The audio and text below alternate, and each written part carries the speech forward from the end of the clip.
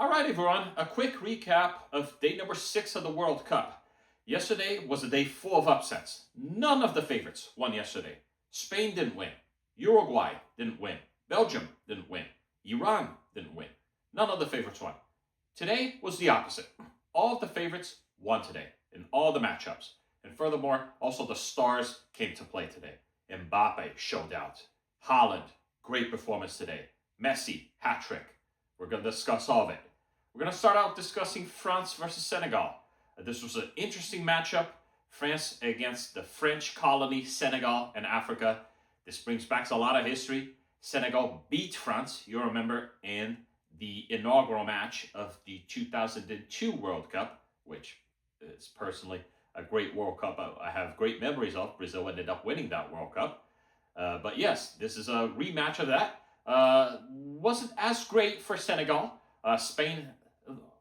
France ended up winning today. And it was a great performance by them, especially in the second half, I would say. First half, Senegal played great. They had some chances in the first half. Not clear-cut chances, but decent enough chances. Hit the post in the first half. Center of the focal point of attack now for Senegal is Nicolas Jackson. Well, they played pretty decently in the first half. But in the second half, France made some adjustments, and after they scored the first goal, there was only ever going to be one winner. And Mbappe scored 2 great goals. France are now in a great position. They have a +2 goal differential now. And France, I have no doubts they're going to qualify. All likelihood, they will qualify in first. Obviously, there is no guarantee. They still have to play Norway. You have to imagine that Iraq is going to be easy prey for France. They're going to get the job done against Iraq. The only somewhat doubtful, tougher game still left for them in this group stage will be against Norway. But France, man, this team is looking real good. I tell you, France, they have such a deep squad now. I wish that my national team, Brazil, had as deep a squad as France has. France could probably compile a 23-man squad of players that haven't made the World Cup, and they would still be competitive in a World Cup scenario and would probably still make the quarterfinals. Round of 16 easily, probably quarterfinals at the very least. So it's the envy of all countries of the world. They're so deep. They have so much quality. They have ups in every position. They're very well poised to make a run in this World Cup.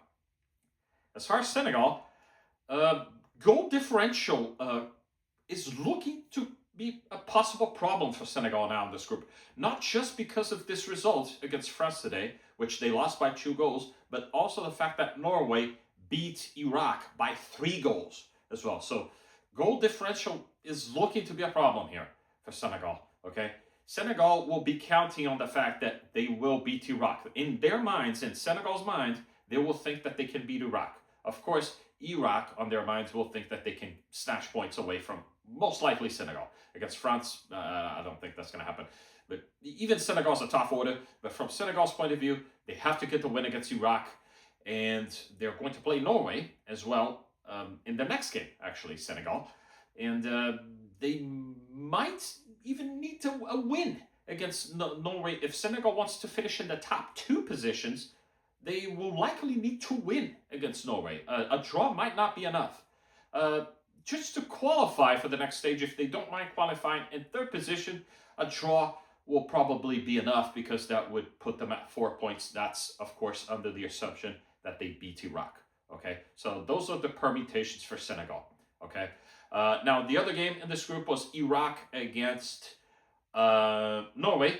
And Iraq, of course, is making only their 2nd ever World Cup appearance, the other one being in 1986, 40 years ago. So Iraq, only 40 years later, coming back to the World Cup stage. Iraq, has, of course, never won a World Cup game in their history. In 86, they lost all 3 of their group games. And to be honest, I mean, they are the weakest team, on paper at least, on this group. And it's likely that they will lose all 3 games again. But they scored a goal, so they put up a fight. But obviously, Norway outclassed them, and Haaland came to play. A big mistake by the Iraq goalkeeper on that 2nd goal by Norway, which was very decisive. If Iraq managed to get to that halftime at with the score 1-1, it could have been a different second half entirely. It could have been. We'll never know. We'll never know. But from a mindset point of view, would have been a completely different mindset for Iraq going into that second half if they just managed to hang on for 1-1. But as it is, of course, Iraq, I think they'll just be happy to be at this World Cup, to be honest. They're just enjoying this World Cup. Like Curacao, for example, they're just coming to enjoy with the World Cup. They don't come with any real expectations.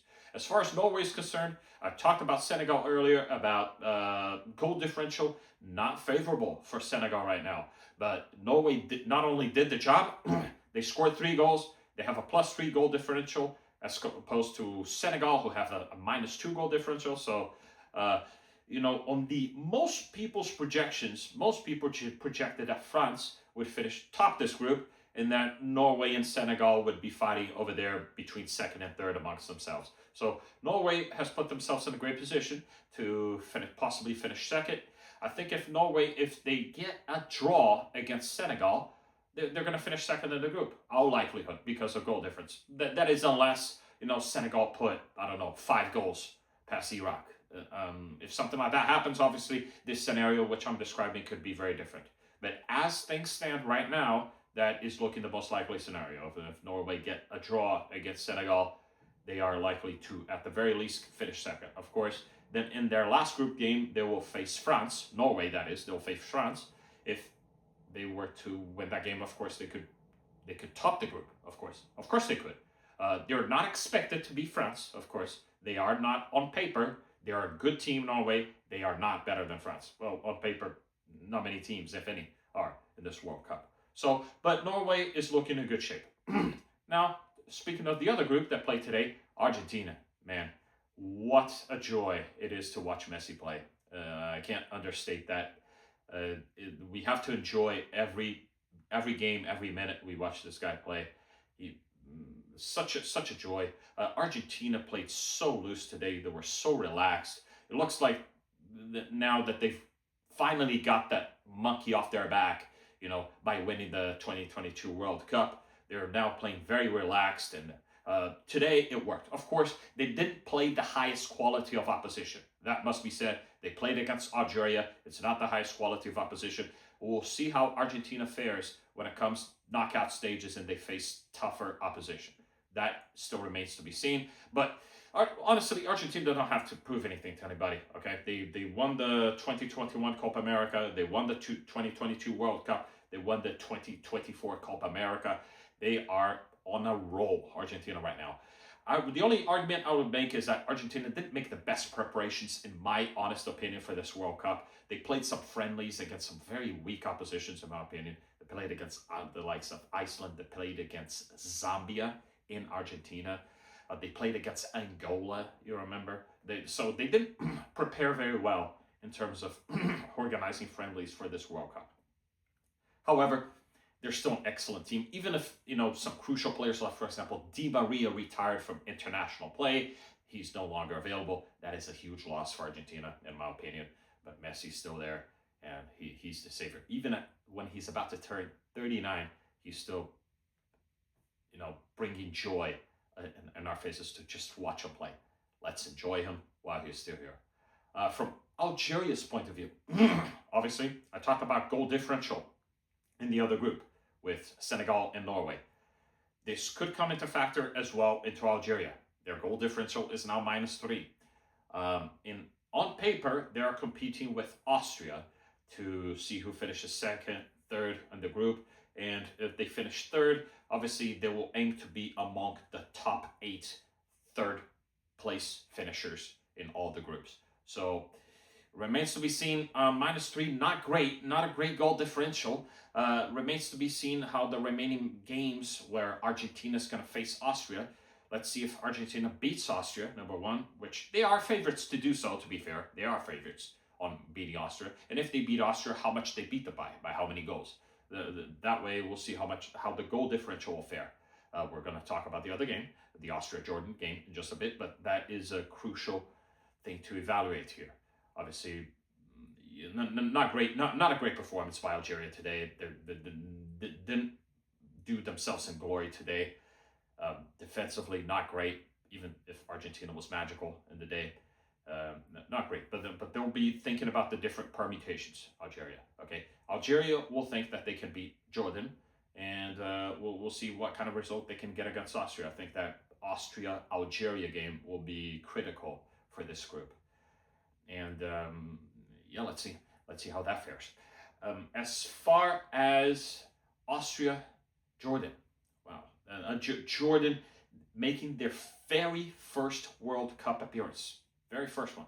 And I gotta tell you, I was quite impressed by Jordan today. They lost 3-1. Unfortunately, they don't have that final quality in the final third of the game. They made some basic defending mistakes from set pieces. They didn't defend well from set pieces, and they lost the game. But they played some silky football, played a very attractive style football. I quite enjoyed them play. In the first, I would say, 60 minutes of the game today, I actually thought they played much better than Austria in the first 60, 70 minutes of the game against Austria today. I thought they played much better. I thought they were quite impressive. They got beat by a long-range effort by Austria in the first half. But other than that, in the first 60, 70 minutes of the game, Austria did not threaten Jordan at all in the first 67 minutes of the game, with the exception of that long-range strike. They didn't threaten. Austria, or Jordan that is, were very impressive, played very well, but in the final 20 or so minutes of the game, made some defensive mistakes that cost them. Unfortunately, at this level, we're talking about the World Cup here. It's the highest of levels in football. You know, errors like that cost you. So very impressed today. Austria will feel satisfied, even though I didn't think they played the greatest of performances. I wasn't that impressed by them, but they did the job. They won. They won 3-1. They have a +2 goal differential, and +2 goal differential combined with the fact that Algeria has a -3 goal differential. Austria will feel confident about, moving forward. Austria might think that they only need a tie against Algeria to guarantee at least second spot. Okay, obviously, if they could somehow shock Argentina, maybe they could guarantee first. Not likely to happen. Let's be honest. Not likely to happen. But if they so much as get a tie against Algeria, they will be in a very favorable, Austria that is, if they get a tie against Algeria, they'll be in a very favorable position to finish second, unless some crazy lopsided result occurs in that Algeria-Jordan game. If Algeria manages to score 5 past Jordan, for example, unless something like that happens, a draw would likely be enough for Austria against Algeria. Great games today. Looking forward to the games tomorrow. Portugal plays tomorrow. England plays tomorrow. Some great games tomorrow. Looking forward to it.